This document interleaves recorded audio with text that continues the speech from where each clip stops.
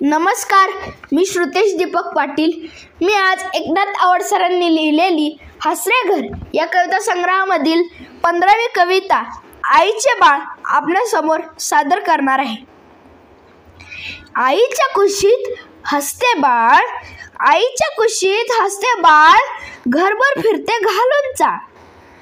कडेवर घेतले की बघते हसून, कडेवर घेतले की बघते हसून, थोडे जरी बोलले की बसते रुसून. घरातल्या सगळ्यांचा बाळावरती ला, घरातल्या साऱ्यांचा बाळावरती ला, रडले की म्हणतात हसणारे बाळ. बाळ हसल्यावर घरही हसते, बाळ हसल्यावर घरही हसते.